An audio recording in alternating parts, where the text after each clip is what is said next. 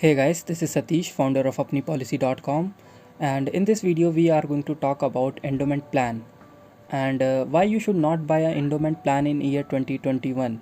So basically, an endowment plan is type of plan which will give you two types of benefit, that is investment plus insurance, which means here if you buy an endowment plan you will get life coverage plus some benefit on maturity, but it is not a good financial decision. Why?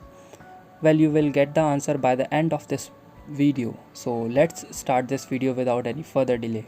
First of all, high premium. As I told you earlier that the here in endowment plan you will get some like maturity benefit. That means if anything does not happen to you in that particular policy term, then the insurance company will pay you some amount on your maturity. But because of this, the premium will go very higher, and on maturity you will basically get from the insurance company the premium that you paid plus the bonuses that is accumulated over the years. So yeah, because of this the premium is very high. Let's understand this with an example.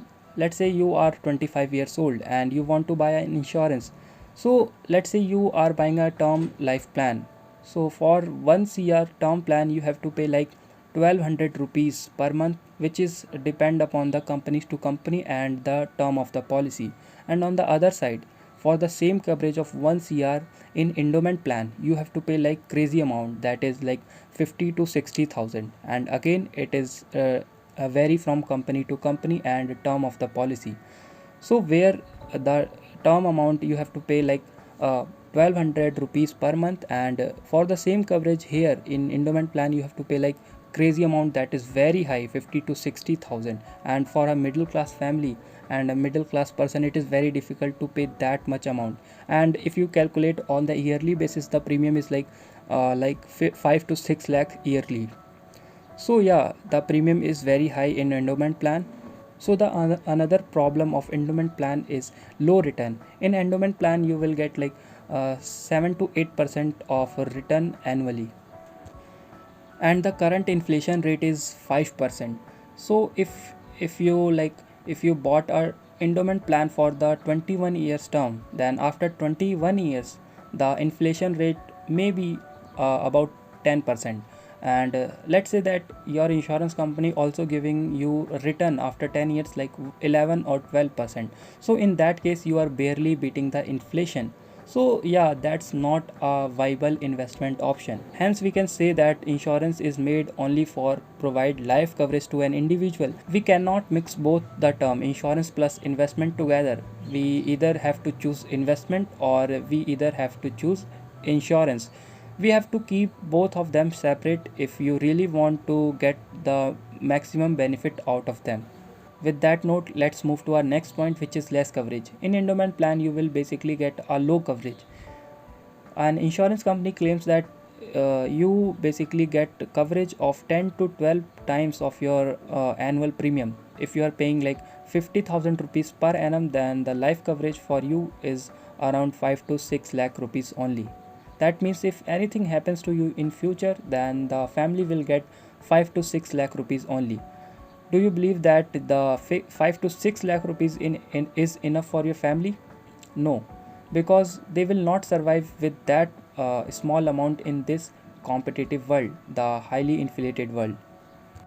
They will not able to cover up their daily expenses. Your children will not be able to get the good education because 5 to 6 lakh rupees is nothing. But on the other side, if you choose term plan, then the life coverage you will get is very good.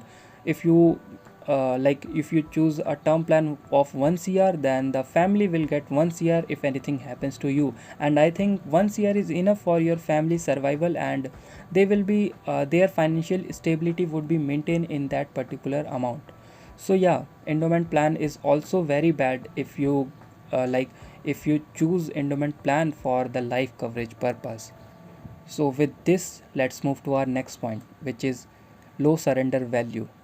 So let's say you don't want to continue your policy, you want to surrender your policy after running for some time.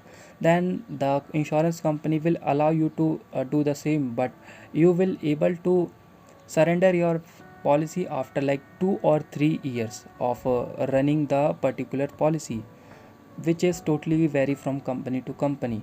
Let's say you are surrendering your policy after 3 years, then in that case you will get less than 50% of your premium paid from that surrender value. So the surrender value is very low here, and let's say you want a full amount from let's say you want the full amount that you have paid in that particular policy, then in this case you have to wait like 8 to 10 years for to get the whole amount that you have paid in that particular insurance company in the form of premium. So yeah, in like 8 to 10 years you will only get the principal amount that you have paid and no interest over it. So yeah, it is also very bad if you really want to surrender your policy.